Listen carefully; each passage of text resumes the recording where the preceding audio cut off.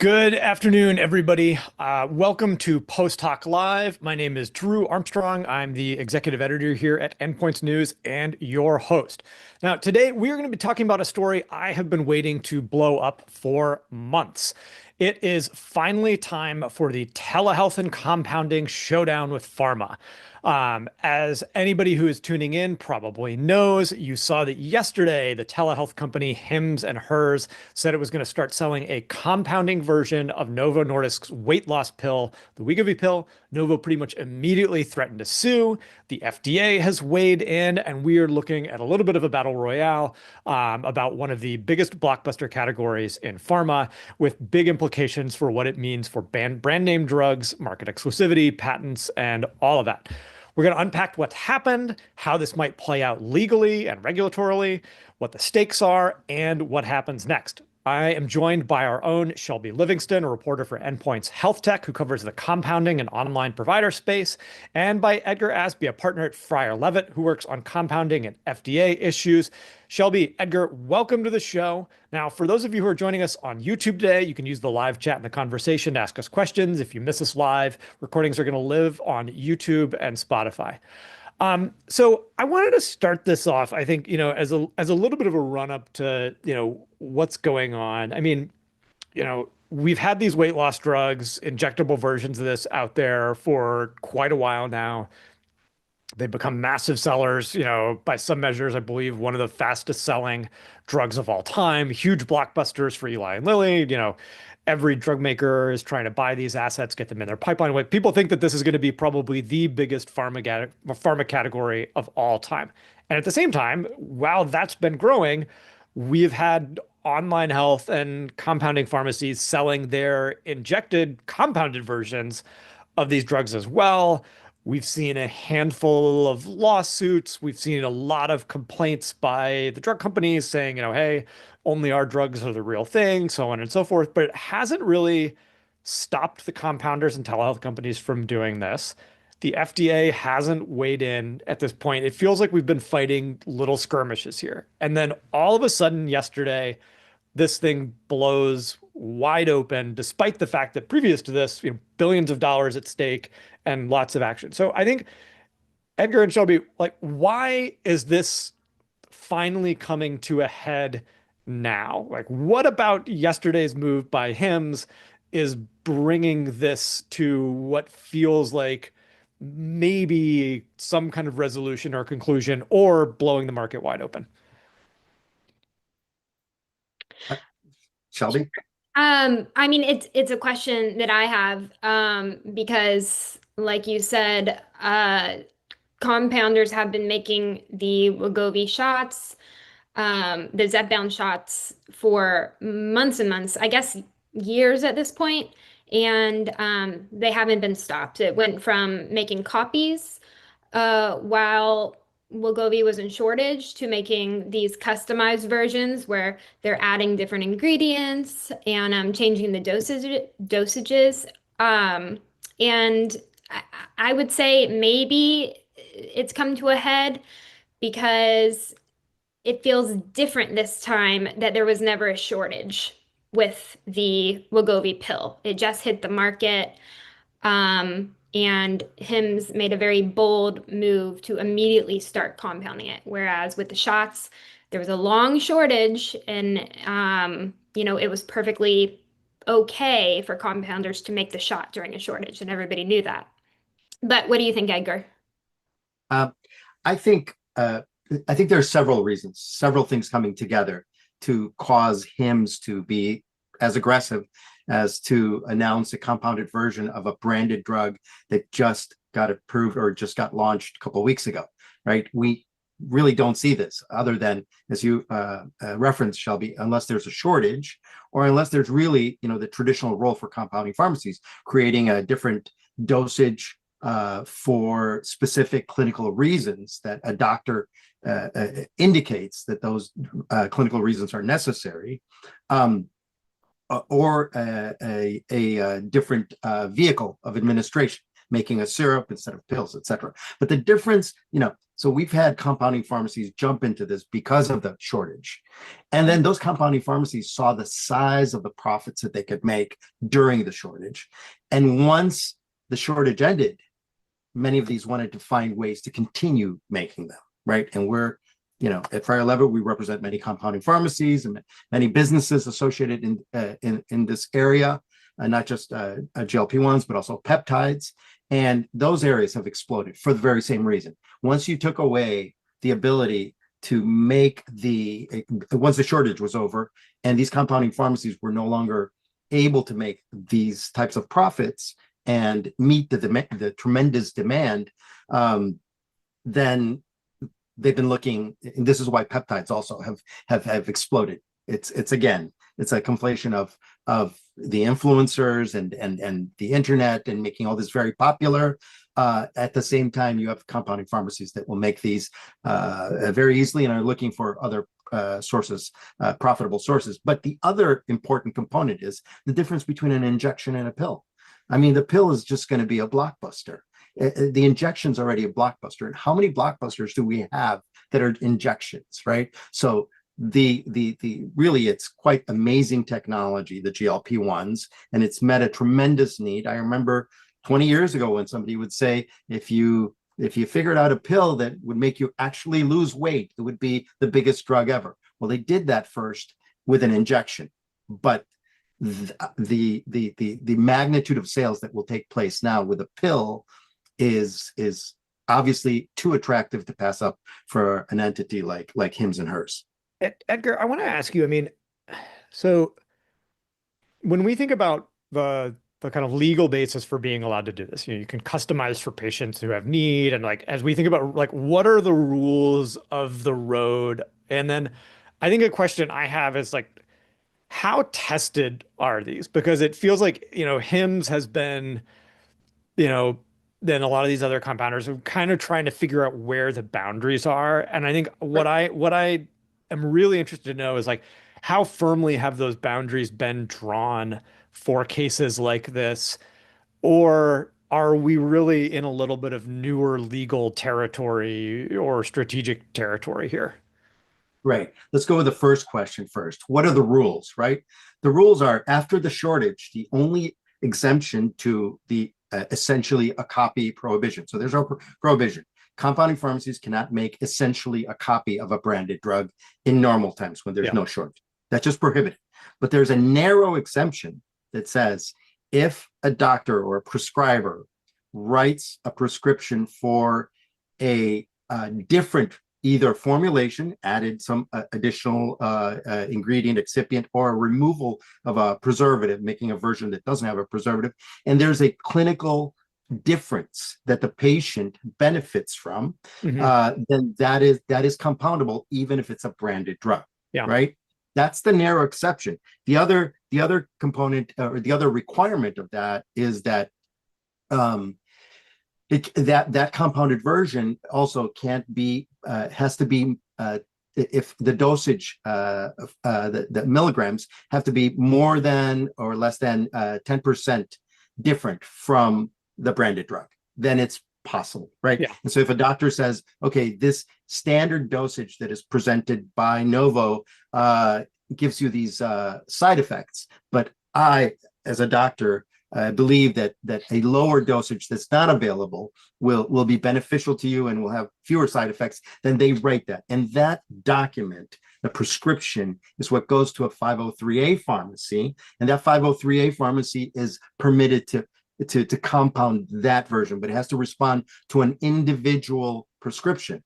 So when Hims says, we're going to make this in a personalized version, they're kind of saying, okay, we're taking this safe harbor, and we're going to fill it per every patient. That starts looking like pharmaceutical manufacturing, right? Because if you have a standard alternative dose that you're making, that is not customized to the patient, or the prescription could be scrutinized to say, is this really a clinical difference that this patient needs? Do all these thousands of patients need this alternative formulation? And I think Shelby, as we were talking yesterday, I think those facts eventually in a lawsuit or an enforcement action will dictate the outcome of this. Can Hims justify the use of that exemption, the exemption under essentially a copy regulation? Well, who will do the scrutinizing? How do you prove that it's not making a clinical difference for a patient? Right. Well, it would have to get to court, right? Because FDA initiates an enforcement action and sends another warning letter, right?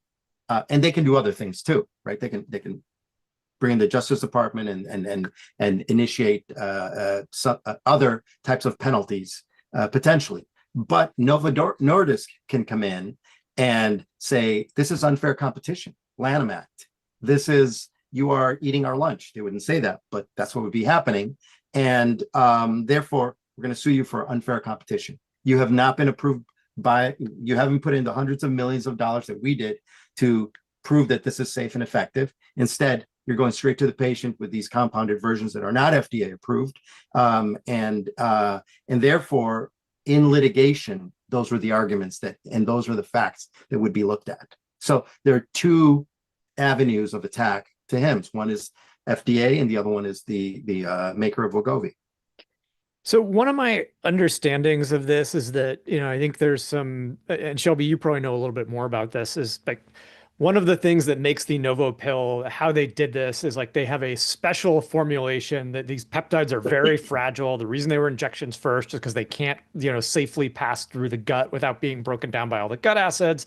Novo has essentially a formulation that kind of protects them, allows them to get through the stomach acids and then like essentially into the bloodstream and act. I think they call it like snack, and they refer to this as like one of the key things. And that Hims may be doing something that's slightly different in this kind of core mechanism of how do you protect the peptide in the oral dose and allow it to still be viable in the body. What do we know about that? And then I think, like, Edgar, what are the implications of something that, at least like to my eyes, like that feels pretty, like it's not just like, hey, the whatever, whatever material or chemical you're using to kind of form the pill. This doesn't feel like a kind of it feels bordering in the world of like, this is kind of core to the active ingredient in the chemistry and things like that. What do we know about that? And how does that factor into, I think, how this is going to play out?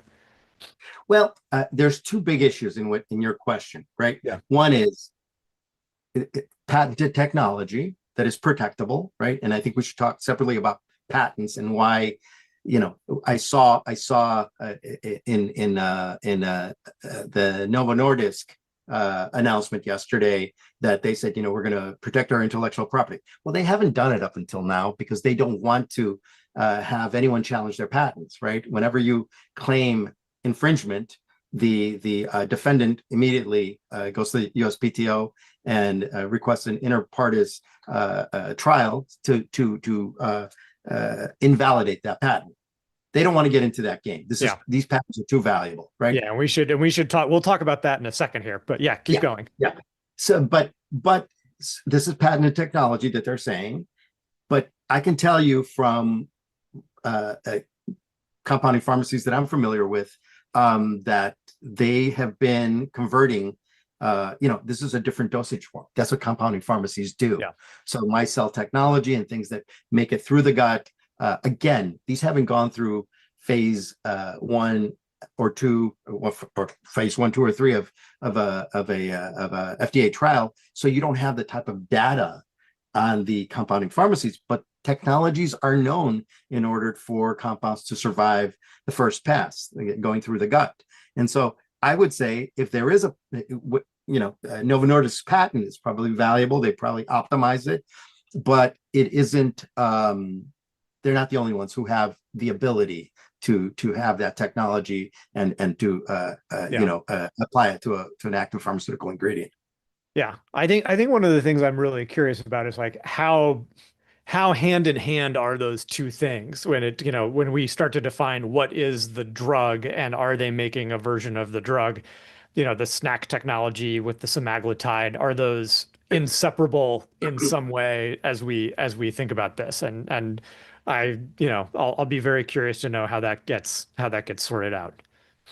Yeah, I mean, it's curious. The first warning letter for a I'm sorry, for Hims, basically said, you can't say that this is the same active ingredient as Wegovy because you're comparing yourself to a FDA approved drug, right? So Shelby, as we talked yesterday, now they put a little asterisk and a disclaimer at the bottom in bold saying this has not been approved by FDA. This is not Wegovy is Novo Nordisk. We have no affiliation to them. So that's how they solved the warning letter, or the basis of the first warning letter. But when you look at it beyond just this is how I satisfy FDA's questions with regard to the warning letter. Beyond that, are they really? Is it really equivalent? Their technology for surviving the first pass, does that really achieve something similar to Wegovy, the Wegovy pill? We don't know that. There's been no comparison head to head. So in litigation, again, we could say this is what Novo is going to push is this is an unapproved drug that is adulterated, and the claims that it's same active ingredient as Wegovy starts losing validity, and therefore you enter into FTC, a territory where you're advertising something and it's not, it may not be necessarily true. I want to talk more about that warning letter, because so the FDA sent Hims a warning letter last year, and it mostly was about the claims they were making. It wasn't about the fact that they are compounding. It's like how you're marketing these compounded drugs. And I feel like Novo and Lilly have made that focus their lawsuits on that similar argument. It's more about how the telehealth companies and the compounders are advertising the drugs. That's right. Why have they gone that route instead of just arguing, hey, you can't compound these drugs? And what's the track record been like so far for them in court? So the reason that you're asking about FDA's warning letter, right? The warning letter, but I feel like Novo has made the same argument. Yes.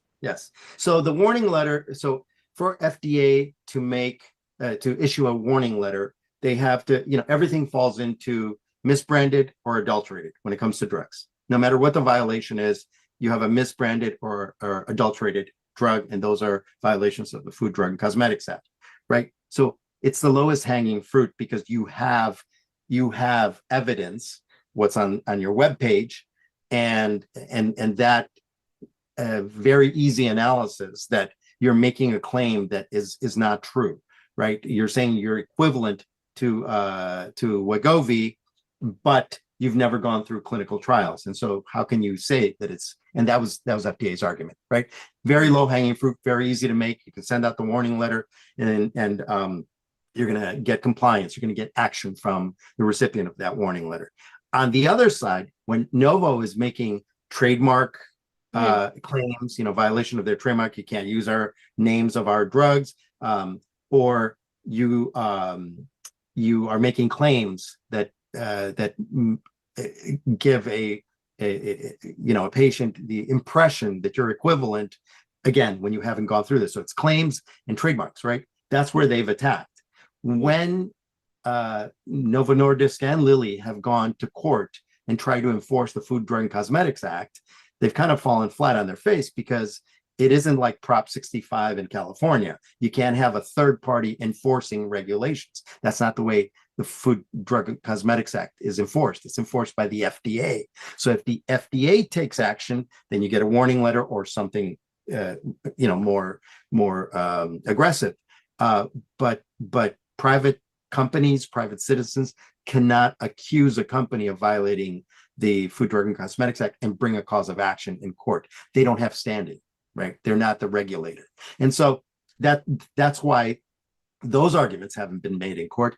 But the third one is what we alluded to, Drew, and that is the intellectual property side, right? Obviously, Wegovy is the composition of matter patent is good through, well, there are two, one through 2031, one through 2032. They have another slew of patents on other related things, but the composition of matter patents still have a good life behind them. Why aren't you accusing them of infringement? And it's for that reason. They don't want to kill the golden goose. They don't want to go into parties. Yeah, that's what I was going to ask you. I mean, it feels like the stakes here on some legal avenues could be higher than they really want to mess with. And because, like, to me, like, when I'm looking at this, it's like, okay, there's, you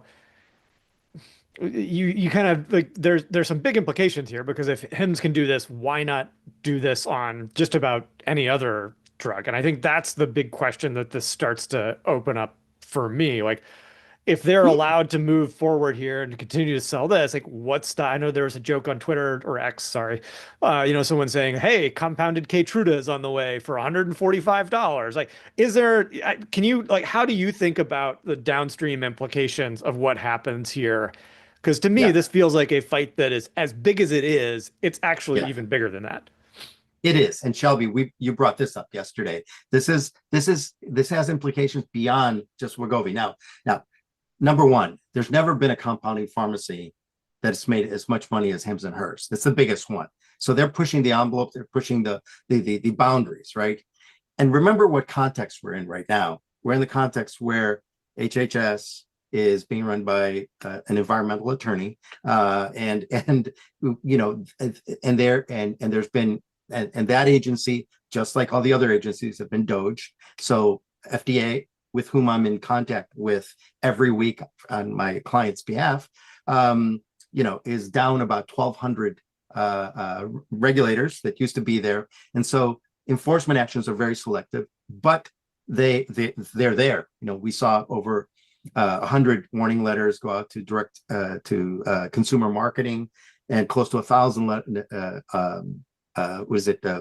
untitled letters going out to lots of, mostly on the advertising, on the direct to consumer advertising. There were compounding pharmacies in that tranche. So we see a lot of warning letters going out, but not in all the areas. Look at peptides, right? Peptides are all over the place, booming the same way, and we don't see a lot of FDA action. So the conflating factor here, Drew, is that where is FDA going to take action? What action are they going to take? Is this going to be one of the few priorities that they really do put manpower into? And I think this is important. And yesterday's announcement by the commissioner is very important, because they're going to help mold what the new boundaries are. We have Hims being the most deep-pocketed compounding pharmacy ever, pushing these boundaries. And we have the pharmaceutical companies that traditionally, the pushback was, you're infringing on my patents. That was the first line. And they're not doing that for very good reasons, for very good economic reasons. And so now we have this play of a little bit of shyness on the patent, going on the offensive on the patent side from the pharma companies. And we've got also FDA saying, or HHS saying, we want to make these things more affordable, right? There's Trump RX and all these. Yeah, I mean, which is like, that was the whole point of MFN in a lot of ways. Like, Trump wanted to make these pills cheaper. And I think, he doesn't seem like someone, when it comes to this stuff, that feels particularly interested in protecting pharma pricing. And so I think it was very interesting to see Marty McCary's tweet on this, and I wanted to ask you about, I wanted to ask you two things. One, Macri says FDA will take swift action against companies mass marketing illegal copycat drugs, claiming they are similar to FDA-approved products. The FDA cannot verify the quality, safety, or effectiveness of non-approved drugs. Do you see any wiggle room in that language? Because Shelby and I were talking about this and how there's some careful crafting. I assume this was lawyered. Like, where do you see, is that Loctite when you look at that language? And I hate to ask you to say interpret policy by tweet, but like, that's kind of the world we live in right now. Yes, that is the world we live in. Well, it shows that there's obviously a political position that the FDA commissioner is taking. Nobody in the regulatory space talks about copycat drugs. We talk about essentially a copy, which is the language of the regulation. So I think, and there are two exemptions to that, right? Legitimate, written in the regulation. The what Hims is referring to, the personalized version, and really all of medicine is going into personalized medicine. So Yeah. also, so it's a little disingenuous to say these are copycats. No, Hims is claiming that they are availing themselves to this exemption, which is legitimate. Now, are they trying to drive a truck through, a mouse hole? Is that what they're doing? Or is this a legitimate use of personalized medicine? And that will be driven by the facts. And Shelby, as we were discussing yesterday, that will be driven by what the procedures Hims has, how defensible those procedures are, what are the doctors actually writing on those prescriptions? Are they all the same? Is it two little check boxes? Oh, this one is allergic to this, and this one needs, glycine added to it. Who knows? That has yet to be determined by the facts, I think. Yeah. So you advise compounders. I assume you've been thinking about this. What would you be telling Hims right now? Exactly the last thing I said. I would say how robust we would be auditing. How robust is your system to legitimately adhere to that narrow exemption? Are we going to have thousands of prescriptions going through this?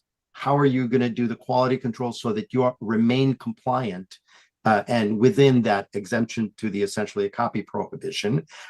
Because that's more defensible in court, right? I think that's the pivot point. Now, obviously, policy can change, rules could change. FDA could say, "All right, we're changing that regulation. We're going to, go through a process whereby we narrow even more this exemption," and that could happen. But it has implications on every other branded drug, right, every other blockbuster drug. This is a big fight. Shelby, you follow Hims, you know them really well. What's at stake for them here? Why do they need this? And what are you looking to hear from them next? I think they want to keep doing this because they're making a ton of money from compounded GLP-1 drugs. I think they have said in earnings calls, they've tried to kind of alleviate investor fears by saying they're not totally dependent on GLP-1 revenue. They have a ton of other business lines that are growing. But I do think this is a cash cow. And I also think Hims, as long as we've been covering them, they have had this reputation of being really bold, and positioning themselves as underdogs to big pharma. And I just can't imagine that with the FDA commissioner's tweet and with Novo's threat, I can't imagine them just, backing off, backing Yeah, down. they're super. We were talking about in the green room earlier about their Super Bowl ad, which I believe is like entirely about like chip on your shoulder, us versus the system. Like that seems to be their whole brand here, right? They're not going to throw in the towel this easy. But I guess my big question is like, if they go up against the FDA, can they win? Right. Yeah, the government, Doge aside, the government's not short on lawyers and tax dollars and paperwork. So, yeah, my last word would be you have to work with FDA. You're not going to beat your regulator. So, yeah, I think it's going to be interesting to watch everybody's risk calculation going forward. I know we were talking just ahead of the show about the possibility that we might have some kind of live news break during the show, which it seems like has been the cadence on this story. We got away with it, but that probably means it's coming this afternoon. So we'll be keeping a close eye on that. If you all aren't following Shelby, you should be. If you aren't listening to Edgar, I'd encourage you to. Thank you so much for being on the show, both of you. That is all the time that we have for today. To our audience, thank you for joining us so much on Post Talk Live. We'll be following all this closely. Make sure you're signed up for our email news alerts and our newsletters. The recording of this conversation will be available right away on YouTube and up on Spotify and Apple Podcasts shortly. If you have already signed up for our Post Talk newsletter, you'll get notifications when we have a new broadcast coming up. If you're not signed up, head over to endpoints.news. Then in the top right-hand corner, hit the reader profile link, then preferences, and then click to activate Post Talk. You can also follow us on X, LinkedIn, YouTube, Spotify, and Apple Podcasts, and Blue Sky by searching for Endpoints News. A huge thank you to our producer, Nicole Wetzman, our engineer, Dalen Turk, and the rest of the crew at Endpoints who helps make this show happen. We will see you the next time news breaks. For Post Talk Live, I'm Drew Armstrong.